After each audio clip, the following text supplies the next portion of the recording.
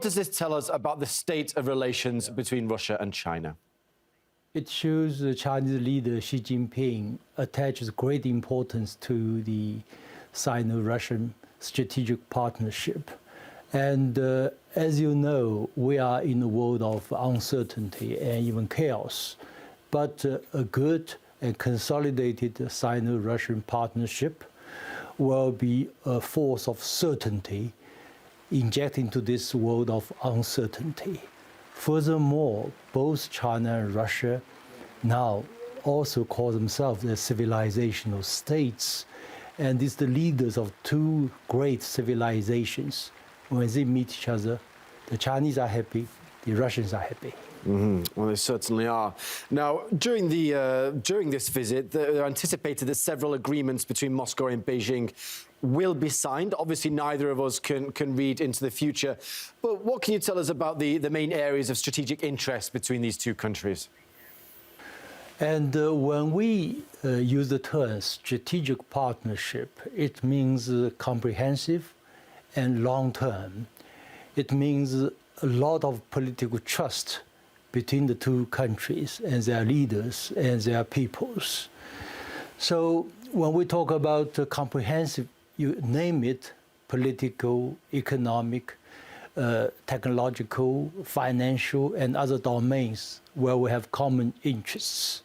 Even in the field of security, as mentioned in the news, we're going to have military, joint drills, etc. So it's really important part of the global strategic balance. That's really the weight of the two major countries like China and Russia can play. Now, ties between Moscow and Beijing only really seem to have grown stronger since the start of the war in Ukraine. Why do you think that China hasn't joined in, sort of Western sanctions and many attempts by other countries to isolate Moscow? Why does it seem to have gone the opposite way, if anything? Essentially, what you observe, what has happened is Russia has been isolated by the West, but the West has been isolated by the rest. And the rest, of course, China is a major player in this particular rest group.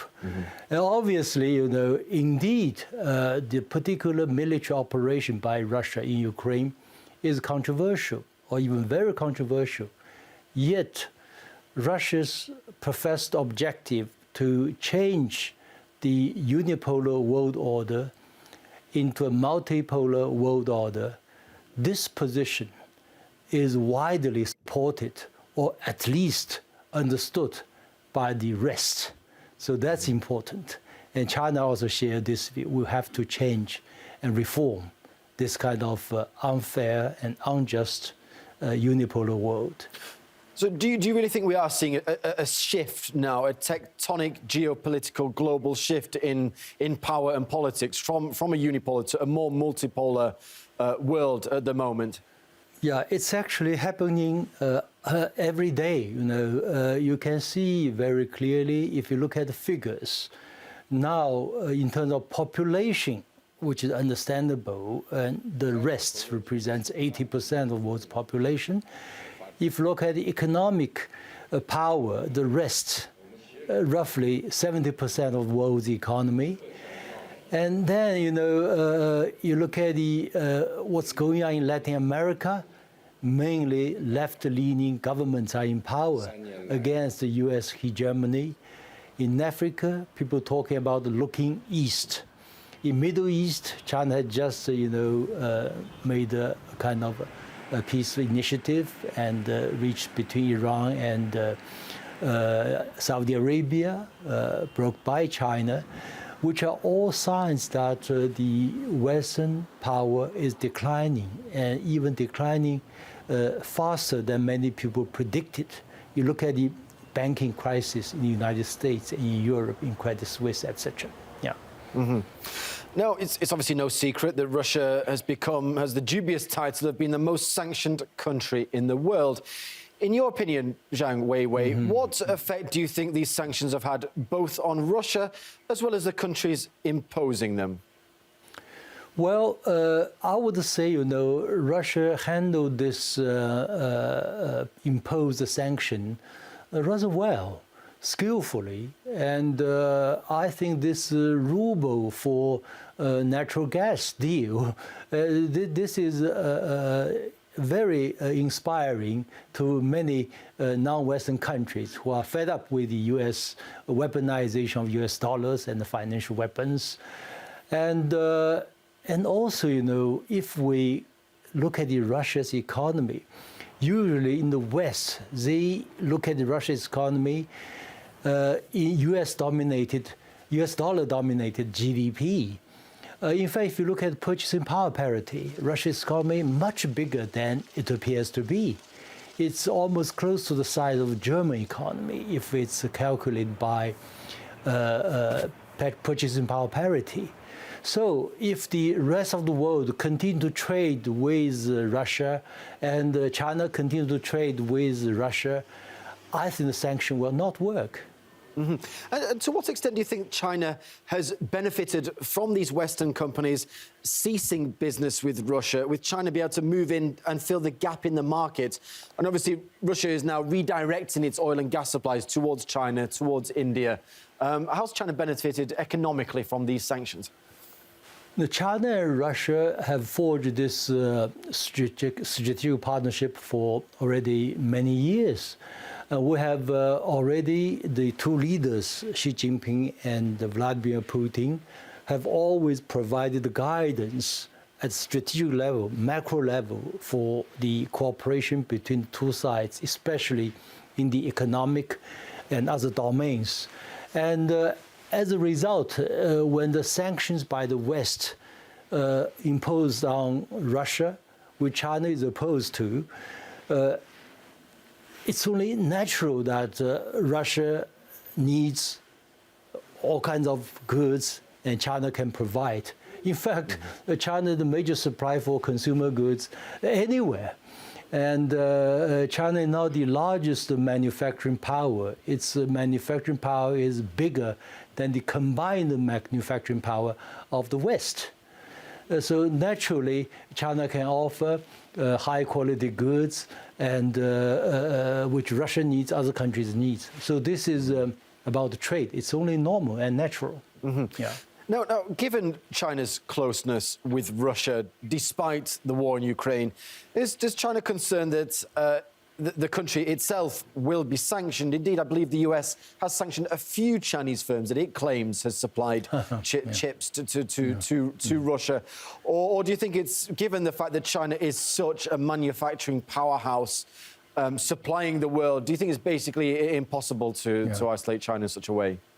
Basically, the United States, yes, there was some talk of so-called applying the same kind of sanction from hell to Russia and to China. And perhaps it will be much more difficult with regard to China, because China is, in fact, the largest economy by purchasing power parity since 2014. So since 9 years, it's really the largest economy. And it's also the largest trading nation. It's also in the cutting edge of new technologies, in many ways doing better than the United States. China also has the world's largest middle class, real middle class. When they go to the United States, they're also middle class. So there's no way to sanction this kind of country in such a scale as against Russia. For instance, if they say we ban Chinese or China or Chinese companies to use SWIFT, I'm afraid, being the largest trading nation, so we have to have this RMB, Chinese currency, for Chinese goods. So the dollar perhaps will collapse overnight. Mm-hmm. Well, indeed, there is a general move among many countries to do trade in their own countries now, including Russia and China with the yuan and the ruble. Do you think this has been caused by the threat of sanctions, and countries are looking to isolate and protect themselves from that threat? I think this trade in local currency, between China and Russia, between China and Russia, and with other countries, already a trend, because the United States has weaponized the US dollar. It's no longer a public good. It still plays some role of that. yet on the whole, it's increasingly weaponized. So this is doing a tremendous disservice to the United States. As for China and Russia, I think from the figure I checked, it used to be less than 20%. Now it's 50% in local currency, Chinese currency, Russian currency. So it's a good trend. And if the United States weaponize everything, then it will, in Chinese saying, lift a piece of rock to strike on its own feet. Well, the reason I mentioned sanctions, but they were in the news a couple of weeks ago because the US accused China of perhaps planning to send lethal aid to Russia, weapons to Russia, something that both sides have denied. What do you make of those accusations by the US that China was planning to do that to Russia? Indeed, this is fake news. China and Russia have strategic ties. We have normal trade and other relations. So this is only normal, but not the accusations made by the United States. I think their accusation basically to tarnish the Chinese image in one way to consolidate so-called Western alliance. And so it will not work. Yeah. Now, and well, China indeed has tried to position itself as somewhat of a mediator in this conflict between Russia and Ukraine.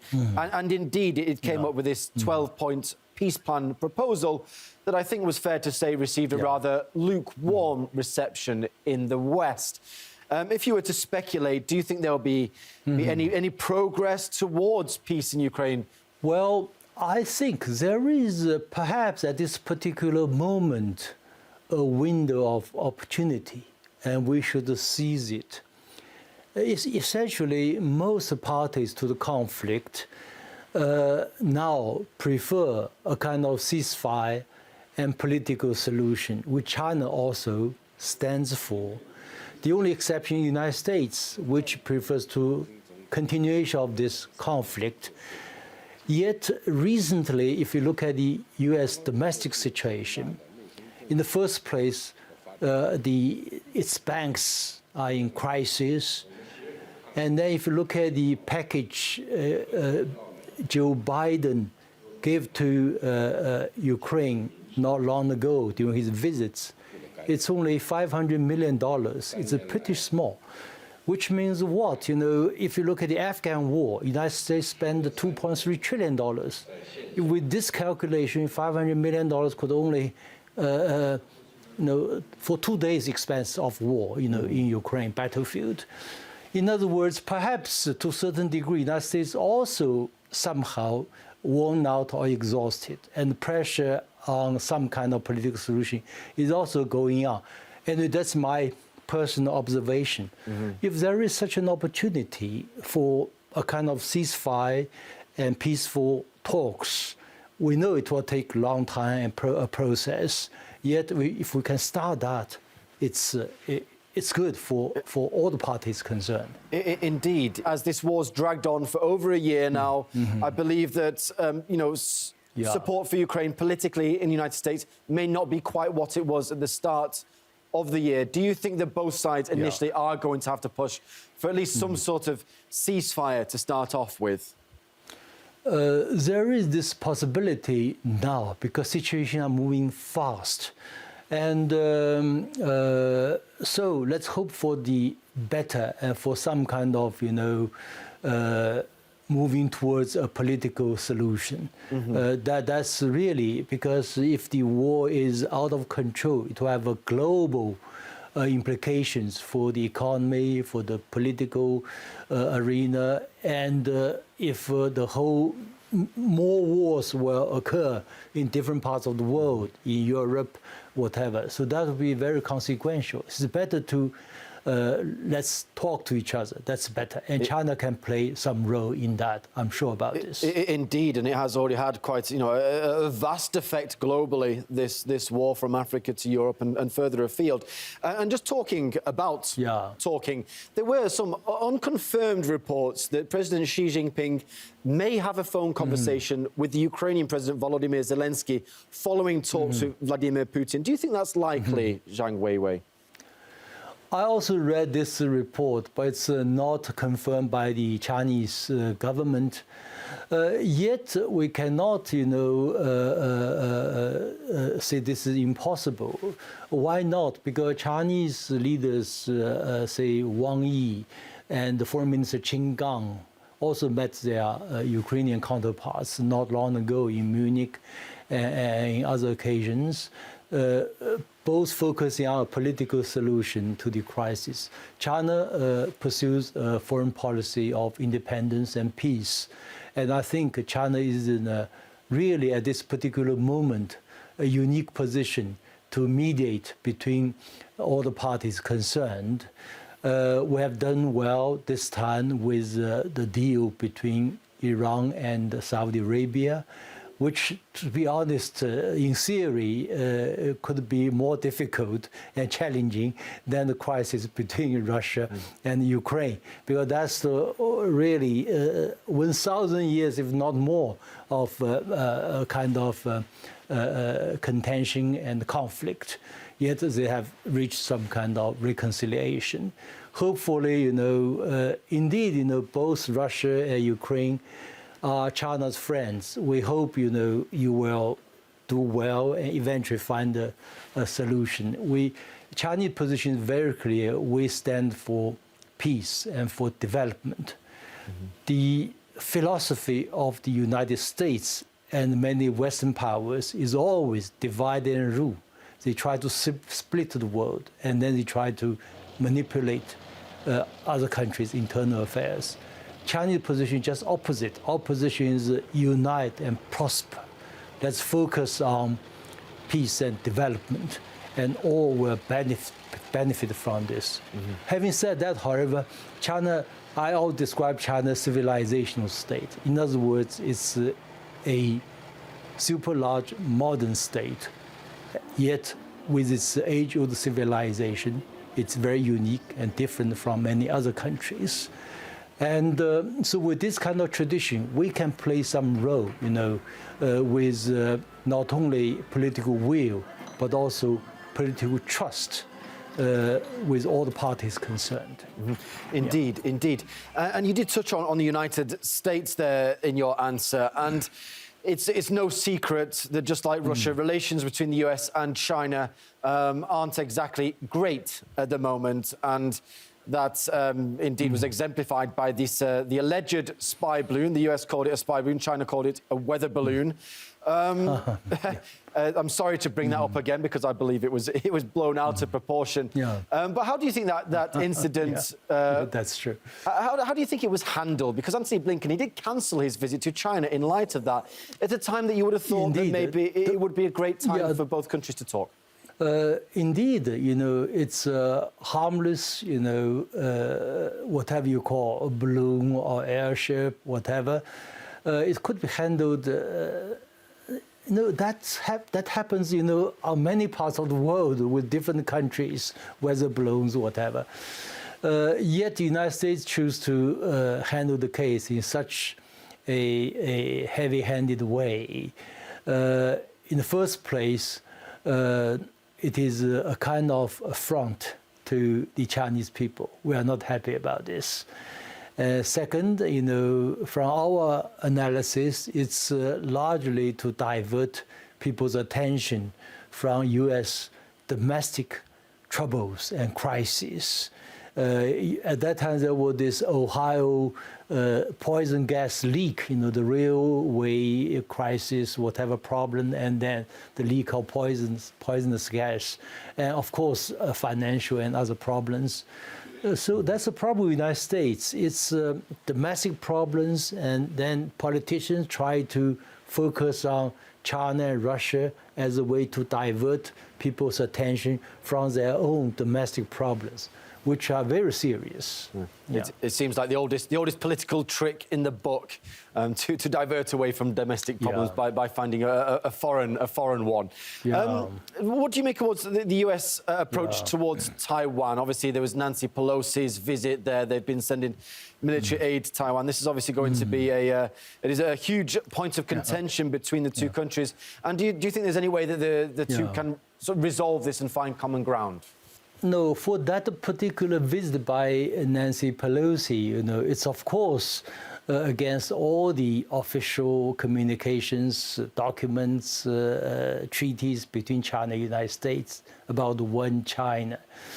And interestingly, after that particular visit, China held a large-scale military exercises and virtually surrounded the Taiwan island, and virtually eliminated the so-called Taiwan's territorial air and the water, and also the middle line, so-called middle line in the Taiwan Straits. All this were abolished.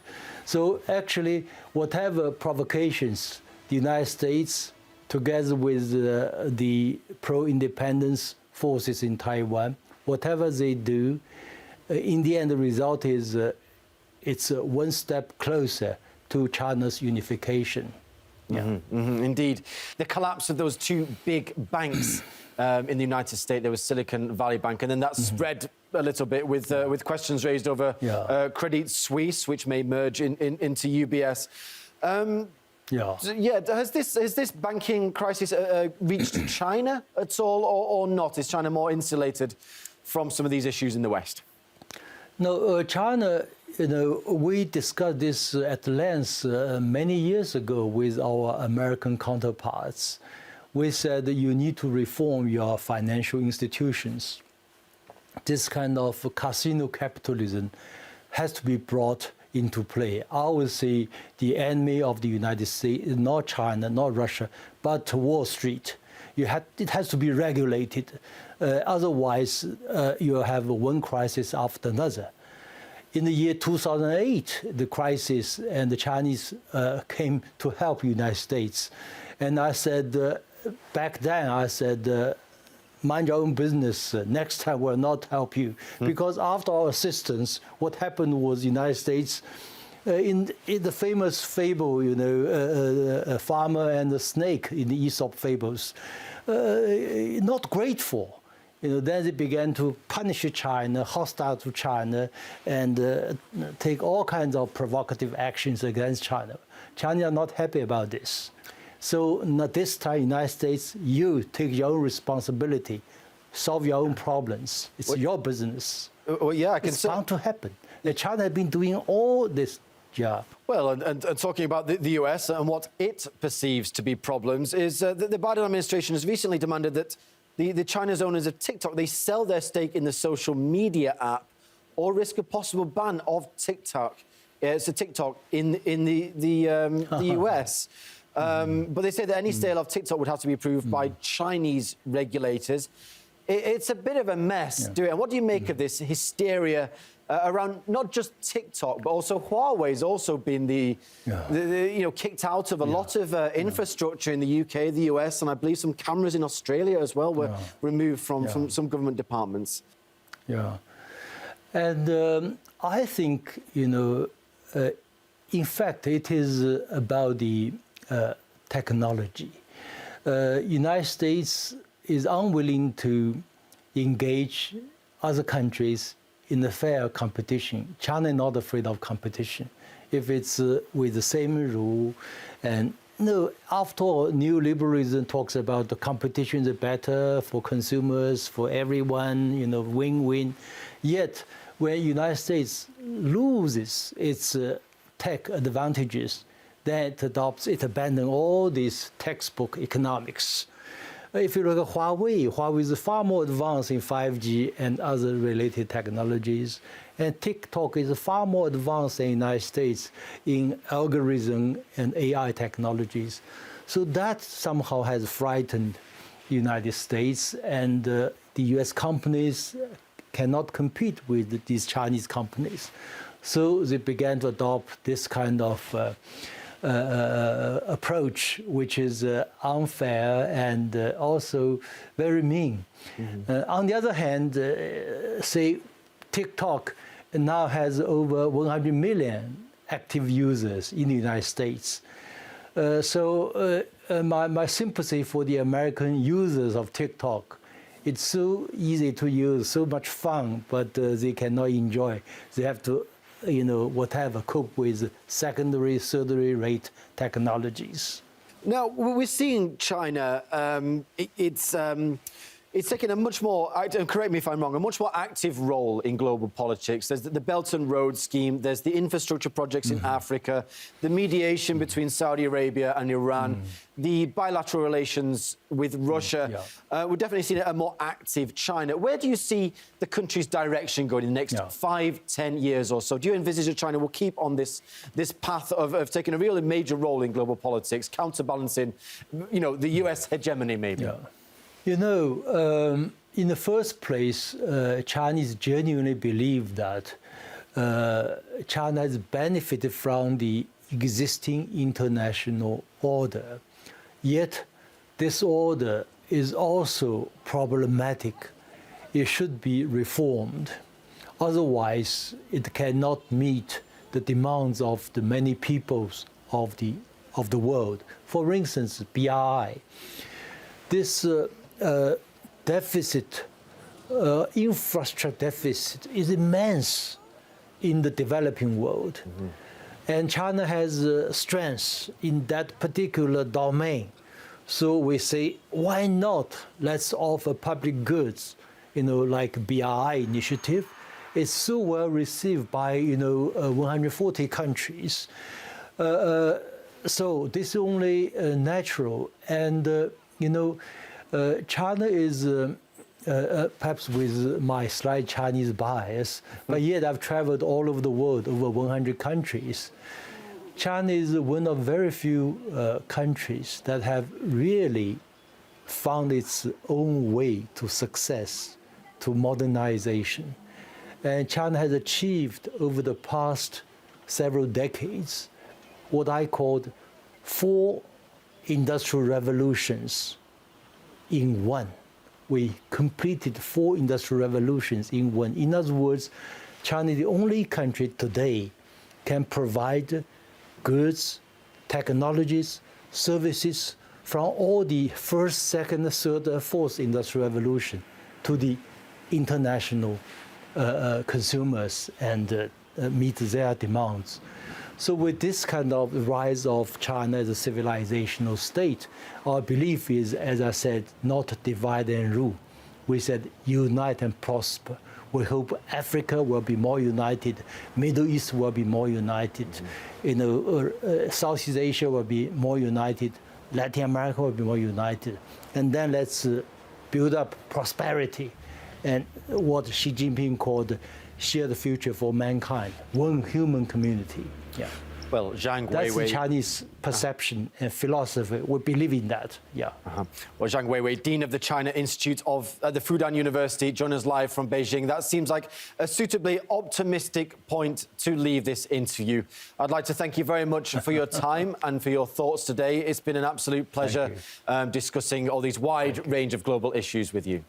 Thank you very much. Thank you.